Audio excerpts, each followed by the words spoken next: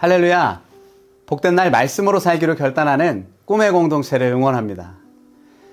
여러분, 사느냐, 마느냐, 이런 질문을 들으신다면 여러분 어떤 것이 떠오르시나요? 예, 역시 수준 있는 분들이라 햄릿을 떠올리셨군요. 사느냐, 죽느냐, 그것이 문제로다. 예.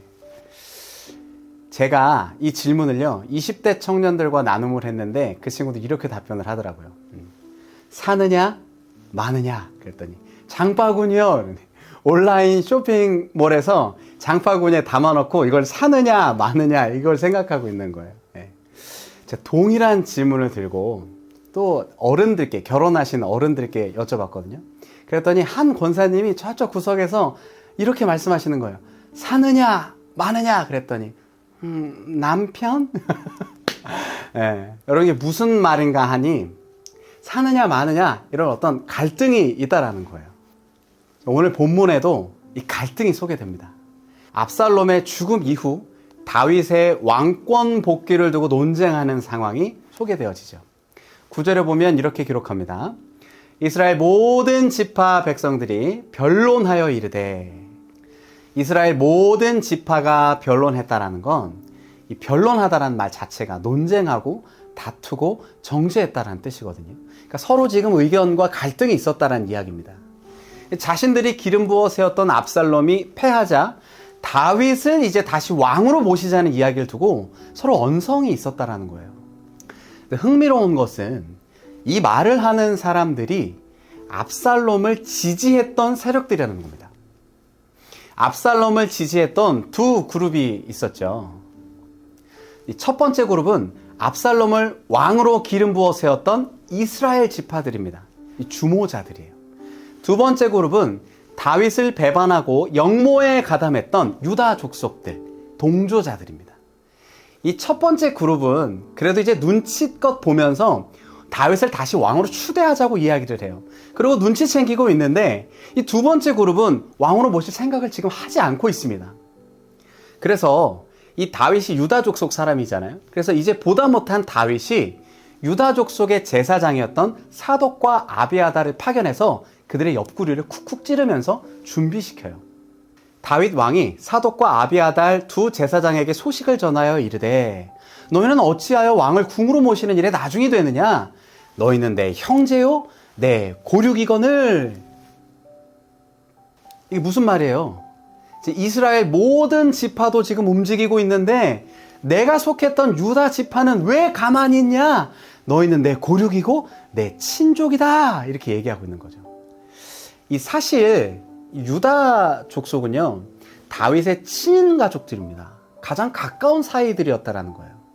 근데 여태까지 다윗을 지지했던 세력들이 유다 지파였는데 유다 지파가 다윗을 배반한 이후에 이런 뜨뜻미지근한 상황이 벌어지고 있다라는 거예요. 이때 다윗의 마음이 어떠했을까요? 유다 지파를 제외하고 다 다윗을 지지한다고 서로 나서는데 유다만 가만히 있으니 다윗 내적으로 엄청난 갈등이 있지 않았을까요? 이 영모에 가담한 저들을 두고 봐야 하나, 정리를 해야 하나, 이런 생각이 아마 들지 않았을까 싶습니다.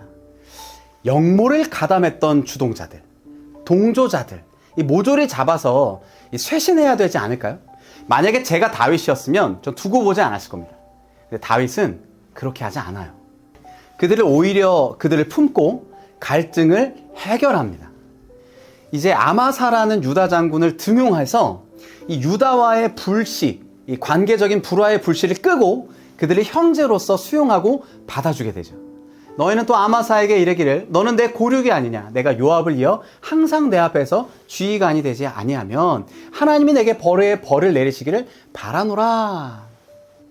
자, 이제 다윗이 분쟁과 갈등을 만들지 않고 지금 생각을 전환한 겁니다. 상황을 반전시켰다라는 거죠. 다윗이 생각의 전환을 일으키자 어떤 일이 일어나는지 우리가 눈여겨볼 필요가 있습니다. 14절에 이렇게 기록을 합니다. 모든 유다 사람들의 마음을 하나같이 기울게 하매. 이 다윗의 이 전환을 통해서 분열되고 나뉘었던 유다 지파의 마음이 하나같이 연합되었다. 조금 전까지 미지근하고 분열되었던 그들의 마음이 전환되어서 연합되고 한 마음이 되는 것이죠. 여러분, 그런 것 같습니다. 사단은 갈등을 이용해서 분열시킵니다. 그러나 하나님은 갈등을 통해서도 연합하도록 하신다라는 거예요. 여러분, 우리 삶에서는 어떤가요? 삶에서 수많은 갈등에 우리도 부딪히게 됩니다. 하나님은 때론 우리의 갈등의 상황에 의도적으로 몰아넣기도 하시죠. 그리고 또 그에 따른 결단과 행동을 우리 삶에 요구하시기도 하십니다. 그런데 왜 갈등으로 몰아넣으실까요? 그 갈등을 통해서 하나님을 경험케 되길 원하시기 때문이라는 거예요. 막혀있던 인생의 문제와 갈등은 하나님 앞으로 나오게 될 때 전환점을 맞이하게 됩니다. 여러분, 갈등 자체는요, 긍정적인 것도 부정적인 것도 아니에요. 갈등은 인생의 전환점이죠. 믿음을 써서 우리의 삶을 바꾸는 인생의 전환점입니다.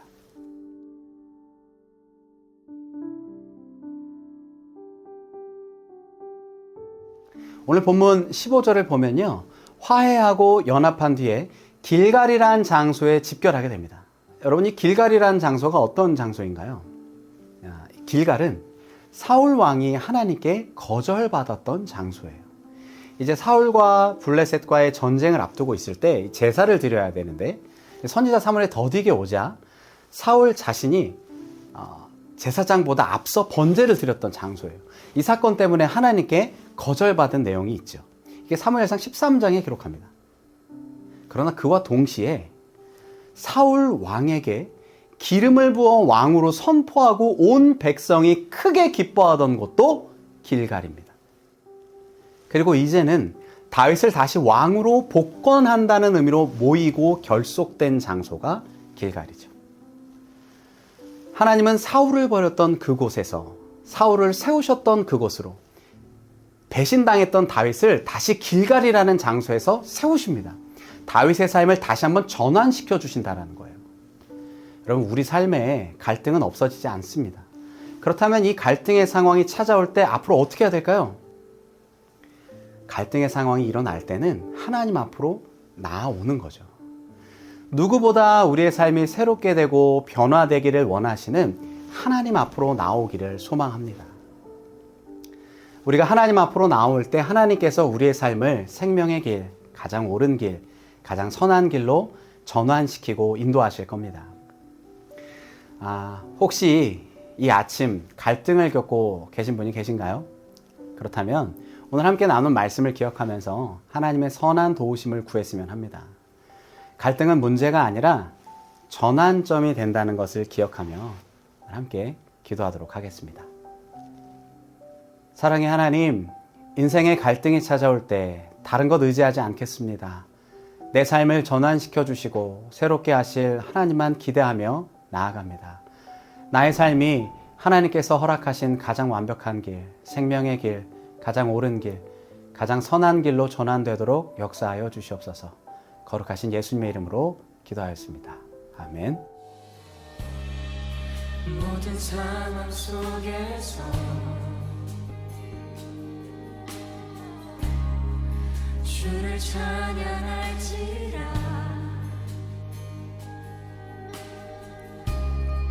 주는 너의 큰 사랑을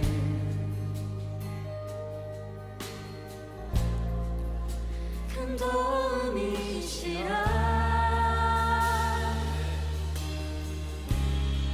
주의 얼굴 구할 때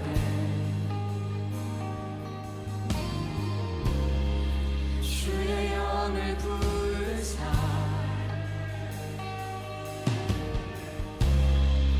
크신 사랑 안에서 주를 보게 하소서.